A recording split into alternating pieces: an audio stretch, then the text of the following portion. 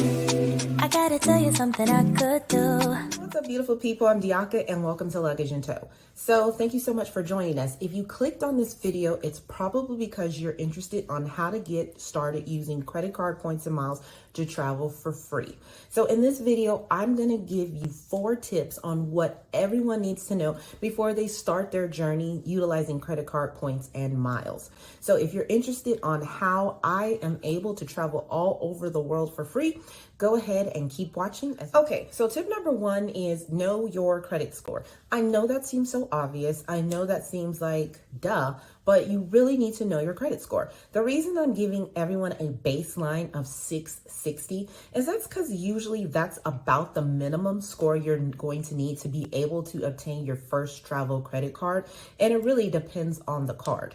Anything lower than that, you're probably going to struggle to get approved. And unless you are a baby to credit, I would optimally say that you probably need to work on strengthening your credit just a little bit more before you get into this hobby. So let me make sure you know your official credit score is a MyFICO score or coming from Experian, Equifax, or TransUnion.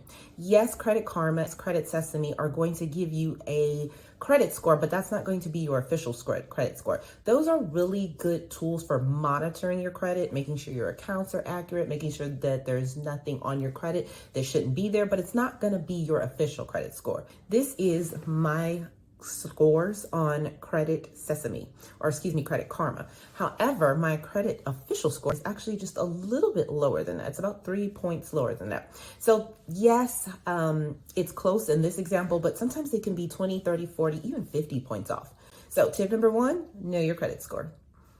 Let's talk about tip number 2. And this is equally as important, and a lot of people don't think about this.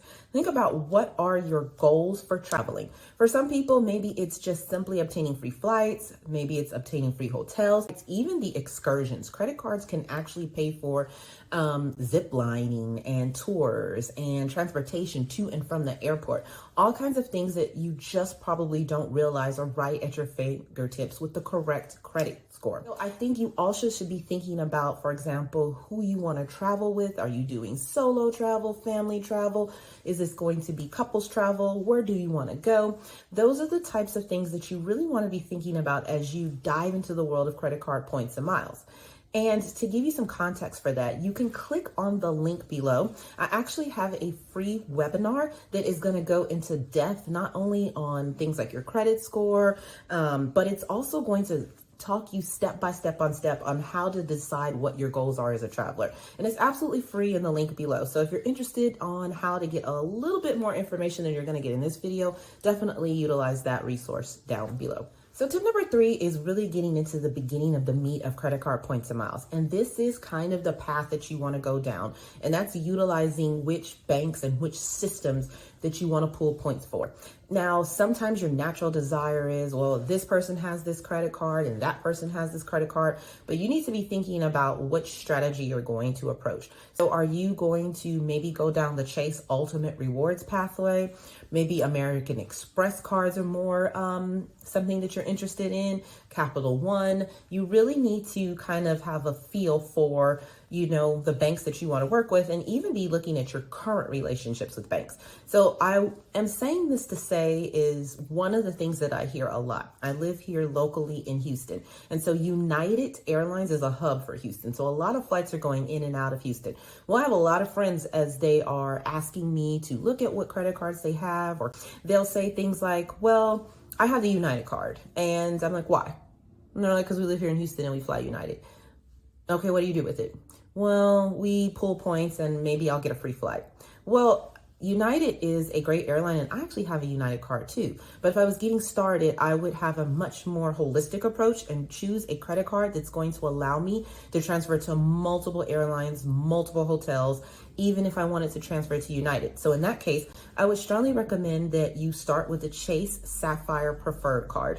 That's my number 1 card that I recommend for everybody as they're getting ready to approach this, and Ultimate Rewards. I talk about that too in the webinar that's down below, but I definitely would recommend that card for everybody. So tip number 4, and this is something that is really going to require you to continue to be responsible, is charge everything on your credit card. Everything from a stick of gum to your electric bill to your car insurance, everything that can be charged on your credit card, charge it. Now, I will say the only thing I wouldn't charge on my credit card is anything where I'm going to be charged an excessive amount of fees.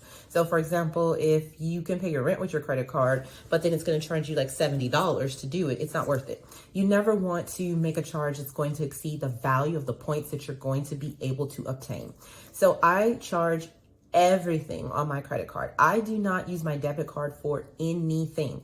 I honestly cannot even think of the last time I actually used my debit card. I don't even know. I have to think hard about what my PIN would be. But everything that can be charged needs to be charged. And you need to treat your credit card like a debit card. And you need to pay your statement in full every month. Now, if you're going to struggle with charging everything on your credit card and then paying off the balance in full, then this is probably something you're going to need to revisit at another time. But if you can definitely handle the responsibility of charging everything on your card and just paying the balance off at the end of the month, you are totally going to be able to take all of that monthly spending and it's going to accumulate fast. And you're going to be able to take those points and those miles and be able to take free trips. One of the biggest expenditures that I charge on my card every month is actually my tithe to church. And so I'm able to get a lot of points from that every month. So there are all kinds of things out there that you could be charging that you may not even be thinking about. So the last tip is don't start applying for tons and tons of cards. Start with one card, start with one thing and one strategy and start from there. Once again, if I had to recommend anybody a starter card, I would recommend the Chase Sapphire Preferred. It's just a very simple earning structure. It is a relatively low annual fee. And it's a card that you can really get your teeth into and really learn the points and miles game without being overwhelmed. And so that would be my recommendations. Those are my tips on how to get started with travel. So if you have any questions, definitely leave a comment below. Please make sure that you subscribe and thumbs up this video. We'll be talking on this channel a lot more about how we can take those travel credit cards and really optimize our travel. We'll be talking too about some fiscal responsibility like budgeting and all things on how to get your finances in order and totally take advantage of your hard work and your good credit. So like I said, make sure you subscribe and I'll see you in the next video.